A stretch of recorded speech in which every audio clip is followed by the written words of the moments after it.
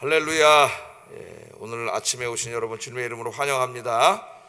추운데 새벽에 오셨는데 하나님 예비하신 풍성한 은혜로 채워주실 줄로 믿습니다. 자, 오늘은 누가복음 강의 44번째 시간으로 자기 십자가를 지고 죽기까지 나를 따르라, 그런 주제로 말씀을 전하겠습니다. 제가 한 말이 아니고 누가 하신 말씀이에요? 예수님께서 제자들에게 하신 말씀입니다. 나를 따라오려면은 어떻게 해야 돼요? 자기 십자가를 지고 죽기까지 나를 따르라. 예수님이 말씀을 하셨는데 어떻게 보면 인간적으로 굉장히 부담이 되는 말씀이에요.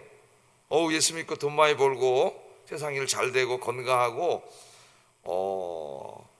이런 말씀만 있었으면 좋겠는데, 우리 예수님 말씀하시기를 이제 정말 예수님의 제자가 돼서 나를 따라오려면은 자기 십자가를 지고 나를 따라야 되는데 그것도 죽기까지, 자기 생명을 바치기까지예요. 죽기까지 나를 따르라, 이렇게 말씀을 하셨어요. 자, 기독교의 상징이 뭐예요? 십자가죠. 십자가. 저 이슬람교도 상징이 있고 초승달, 또 유대교도 육각형 별, 다윗의 별 상징이 있듯이 또 불교는 연꽃이 상징이고 다 그 메시지가 있습니다. 기독교 그러면 누구나가 다 십자가. 그래서 어떤 건물들이 있는데, 서울시에 건물들이 많죠. 우리 살고 있는데, 그런데 그 가운데서 십자가가 있는 곳은 교회죠. 십자가를 붙여놓은 곳은 교회예요. 그래서 초대 예수님 이후에, 예수님 이제 승천하신 이후에 초대교회부터 지금까지 기독교는 우리 기독교를 상징하는 상징물로서 십자가를 정했습니다. 십자가예요. 자, 왜 교회가 십자가를 상징으로 정했을까요?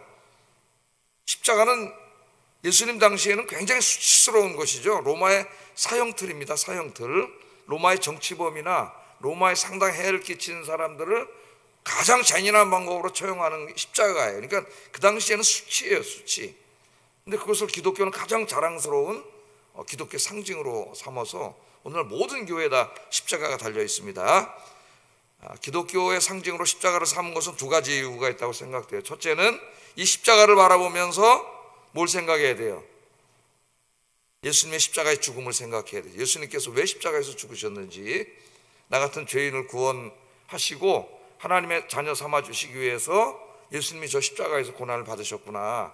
십자가를 바라볼 때마다 그 예수님의 십자가의 대속의 죽음, 그 죽음을 바라보면서 감사하고 이렇게 새벽에 나와서 예배드리고 그 다음에 그 십자가의 복음을 전해야 되겠구나, 이런 생각을 가져야 돼요. 첫 번째, 그 십자가가 주는 상징이. 그 다음에 두 번째 상징은 예수님이 저 십자가를 지셨잖아요.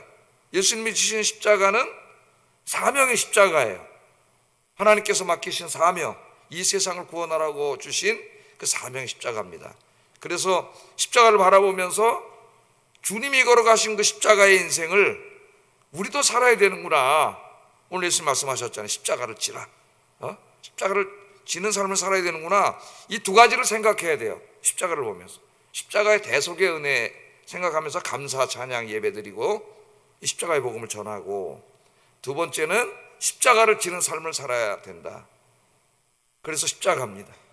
우리 교회 다니는 분들이, 여성분들이 많이 십자가 목걸이를 하시는 분들도 계신데, 그 십자가가 바로 십자가 목걸이를 걸 때에 꼭 장식용으로만 걸는 게 아니라 그 십자가를 바라보고 그런 생각을 하시기를 주의 이름으로 축복합니다. 우리 개신교회는, 우리 장로교회는 앞에 십자가가 없고 이 화면이 대신에 있는데, 십자가를 미신으로 삼을까봐, 미신처럼 그래서 막 십자가를 만지면 막 병이 낫고 막 이런 어떤 그 십자가 자체를 미신으로 삼고 우상화시킬까봐 우리 장로교 총회에서는 교회 안에는 십자가를 걸지 말자 그래가지고 안 걸기로 해서, 그래서 안 겁니다. 안 걸어요. 난 걸어도 상관없다고 생각하는데, 그게 혹시 우상화될까봐 십자가의 의미는 생각 안 하고, 십자가라는 그 모형물을 그 자체를 그러니까 자체가 무슨 능력이 있는 게 아니잖아요, 그죠? 하나 상징물이. 그래서 이제 장로교 안에 가면은 거의 십자가가 없어요. 교회 안에 십자가. 가톨릭은 어때요?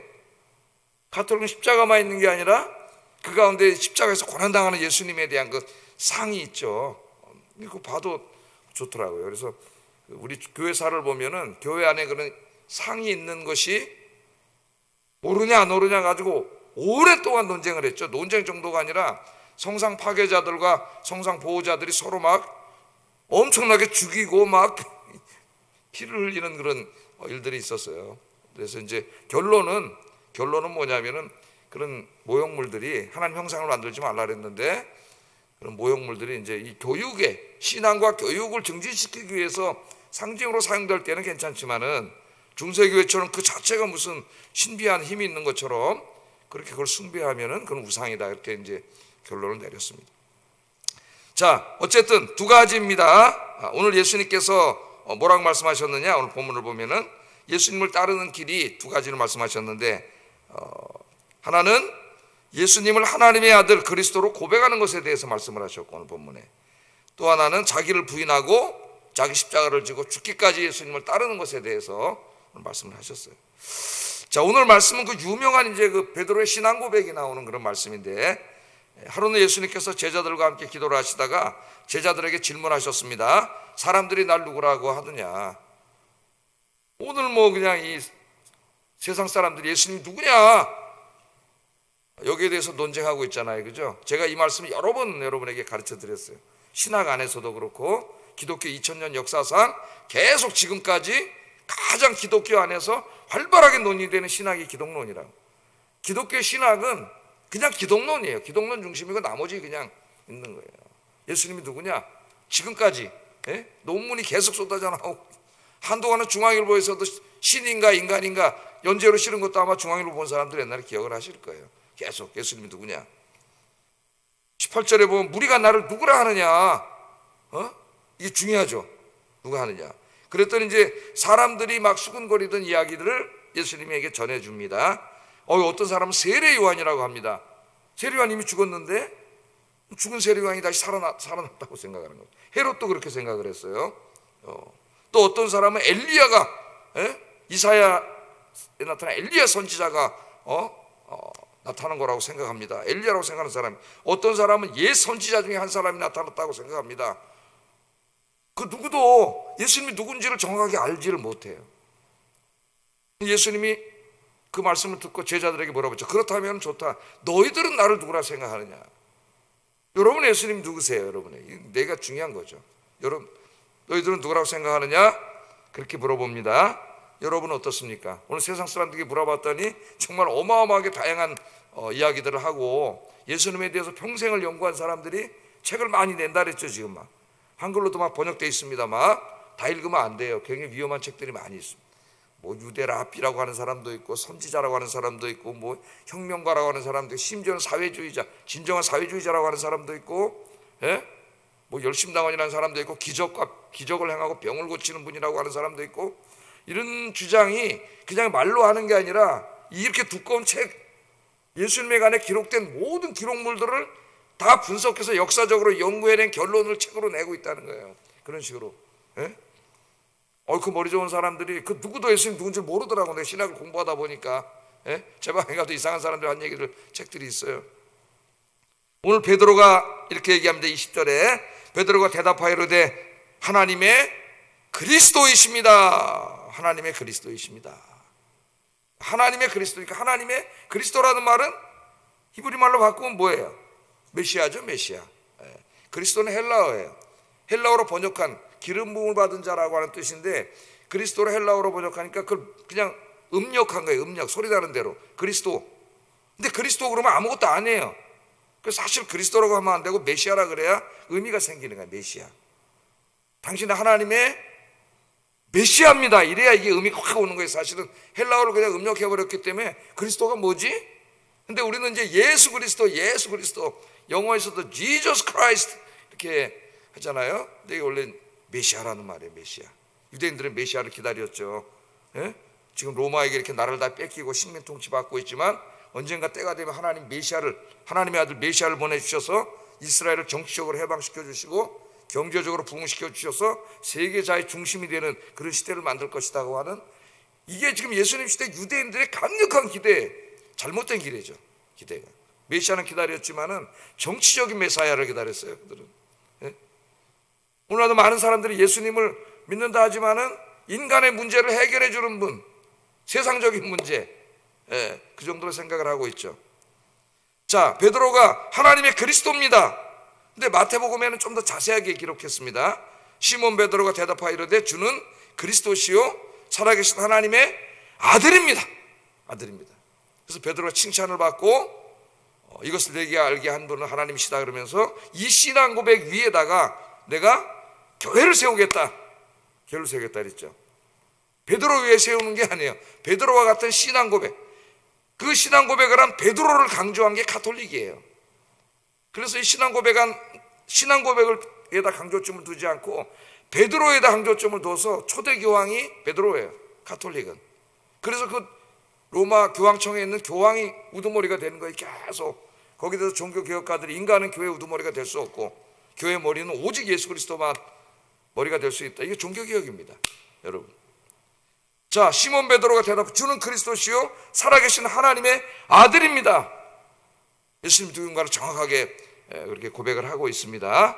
자, 단지 예수님이 우리의 인간의 여기 정의를 이루고 평화를 이루고 물론 그것도 하나님의 관심사예요. 우리가 기도를 해야 됩니다. 정의와 평화가 이루어지도록. 그러나 단지 그 일이라면은 하나님이신 그분이 인간의 몸을 입고 이 땅에 오실 필요가 없어요. 왜?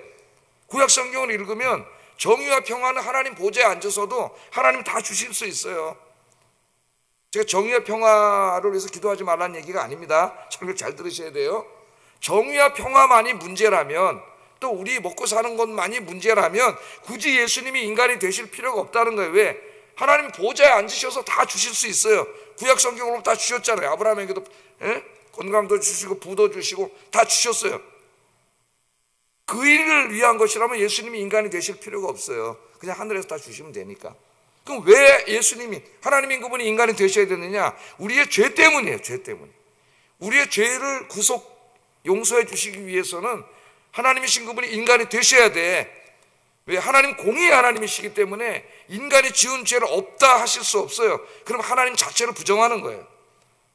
어떤 판사가 사랑이 아무리 많다고 할지라도 거기 살인자가 와 있는데 당신은 무죄야. 그럼 그 판사는 사랑이 많은 판사가 아니라 어떤 판사? 불의한 판사예요. 하나님 공의의 하나님이시기 때문에 인간 심판하셔야만 돼. 죄값을 치르도록. 근데 하나님은 또 사랑의 하나님이세요. 네? 그래서 어떻게 하셨어요? 하나님 자신이 인간이 지은 죄의 형벌을 하나님 자신이 받으신 거예요. 그래서 인간이 되신 거예요. 인간의 죄를 대속하려면은 대속물이 인간이어야 합니다. 그래서 인간이 되셔야만 하는 거예요. 성육신. 그러나 그 인간이 죄인이어서는 안 되는 거예요. 죄인이 어떻게 죄인을 대속해요? 그래서 성령으로 잉태하신 신비한 방법으로 예수님이 인간이 되신 거예요. 죄 없으신 예수님이 우리의 대속물이 되신 것이죠. 그래서 예수님이 이 땅에 오신 이유, 가장 중요하고 본질적인 것은 우리의 죄를 용서하시고 구원하기 위해서 오신 줄로 믿습니다. 나머지도 하나님 관심이 있으셔요. 우리 예수님도 우리 정의 평화를 이루고 크리스마스 때도 천사들이 나타나서 평화를 줄 거라고 말씀을 하시고, 근데 그런 것들만을 위한 것이라면 예수님이 오실 필요가 없다는 거예요. 인간으로. 왜? 하늘 보좌에서도 다 주실 수 있는 것이니. 제 말씀 이해가 되시죠?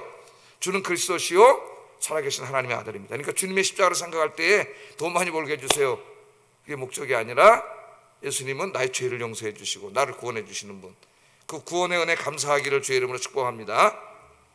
자, 예수님이 이제 베드로의 올바른 신앙 고백이 나오자 비로소 예수님의 죽음에 대해서 이야기를 하십니다.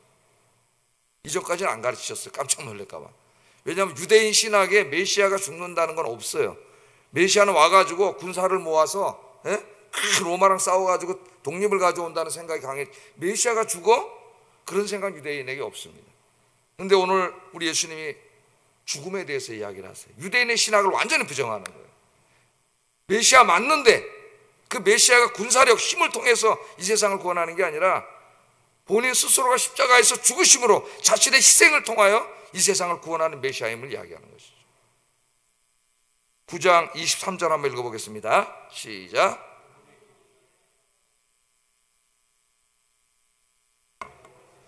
우리 예수님께서 이제 자신의 죽음을 이야기하신 다음에 우리 제자들이 그러면 어떻게 살아야 되느냐, 여기 대해서 말씀하시는데 두 가지를 말씀하셨어요. 하나는 자기를 부인하는 거. 자기 부인. 잘못하면 불교하고 어떻게 다르지? 이런 생각도 해볼 수가 있습니다. 그죠? 불교도 자기 부인 안 해야 인간의 욕망과 욕심을 다 털어버려요. 욕망이 모든 고통 108번뇌를 가져온다 그러잖아요. 예? 잘 생각해 봐야 돼요. 자기를 부인. 그래서 불교는 어떻게 구원이 무와 자기가 나중에 없어지는 거죠, 안에서. 해탈이라고도 하고 그런 겁니다. 자, 이 자기를 부인한다는 게 무슨 말인지 우리 생각을 해봐야 되고, 그 다음에 자기 십자가를 지라 죽기까지, 이 두 가지를 말씀하셨어요, 제자들에게.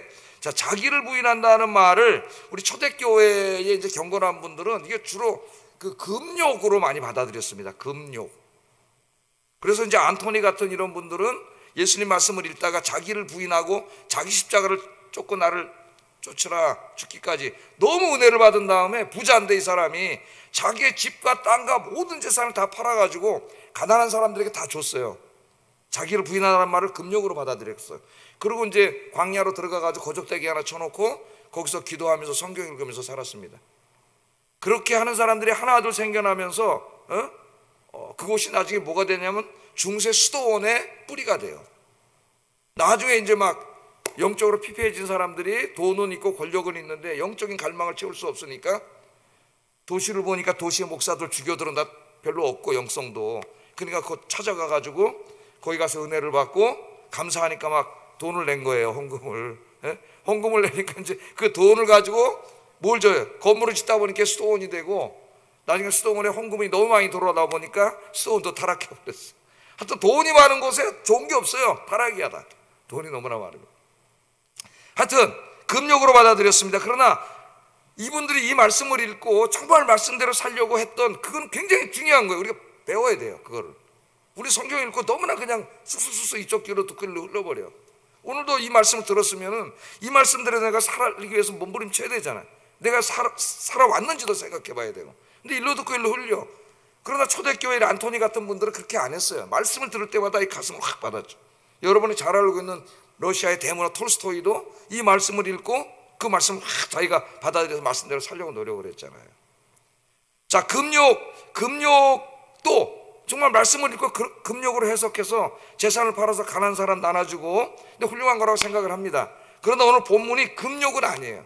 만일 이것이 금욕으로 우리가 이해를 한다면은 저와 여러분이 다 여러분 있는 집하고 땅하고 다 팔아가지고 어떻게 돼요? 가난한 사람 다 주고 여러분도 성경책 하나 끼고 어디 저 산속, 강원도 산속으로 들어가든지, 그런 말씀은 아닌 거죠. 예? 그 말씀대로 살려고 한 자세는 훌륭했지만 그런 뜻은 아니에요. 자기를 부인한다는 말은 자기 중심적인 삶의 태도를 버리라는 거예요.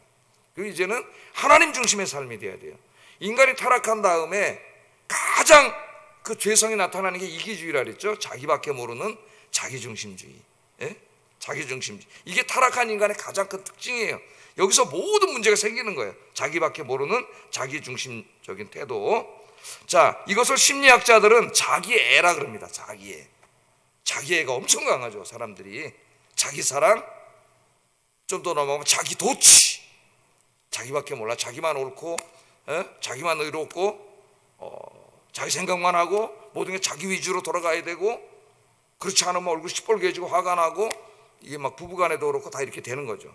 그래서 이 심리학자들은 인간의 자기중심적인 태도를, 이 자기사랑, 자기애를 나르시시즘이라 그랬어요. 나르시시즘. 그리스 로마 신화에 나오는 나르시스는 여러분 잘 알고 있죠. 예? 신들의 저주를 받아가지고 우물 속만 바라보면서 평생 살게 저주를 받았는데, 우물 속에 뭐가 비쳐요? 자기 얼굴이 비치잖아요. 자기 얼굴을 보니까 너무 아름다워, 너무 잘생긴 거예요. 그래서 그걸 들여다보다가 딴 건 못 봐요. 벌을 받아서 그것만 바라봐. 그것만 바라보다가 너무 잘생겼잖아요. 자기를 사랑하게 된 거죠. 자기에 빠져버린 거야. 자기도취. 그래서 아무리 아름다운 여신들이 와가지고 막 유혹을 해도 꿈쩍을 하지 않아요. 예. 아무도 관심 없어. 자기밖에 관심이 없어요. 그게 나르시시즘이에요. 얼마나 여러분 잘 표현했습니까? 자기중심주의에 빠지면, 이기주의에 빠지면 남이 보이지 않아요. 다른 사람이 보이지 않아요. 남편이 보이지 않고 아내가 보이지 않고 다른 사람이 보이지 않아. 나만 보여. 예? 나에게만 모든 게 내 위주로 다 돼야 돼요. 내 생각대로 돼야 되고. 이게 무서운 겁니다, 여러분. 이 자기중심주의를 신학에서는 교만이라 그래요. 교만. 이게 교만이에요, 여러분. 하나님 앞에서 자기를 부인하고, 이 자기를 부인해야 돼요. 그럼 어떻게 살아야 돼요? 하나님 중심, 이웃 중심. 하나님 사랑, 이웃사랑. 여기 자기를 부인하라는 말은 바로 그런 말입니다. 여러분 가정생활이나 또는 교회 생활이나 어디 가서 직장생활하거나 다 할 때 자기를 너무 내세우면은 그거는 교만이 되는 거예요. 자기를 부인하고 주님을 따르는 여러분 되길 주의 이름으로 축복합니다. 두 번째는 십자가를 지라. 죽기까지 지라. 십자가를 지라 그랬어요.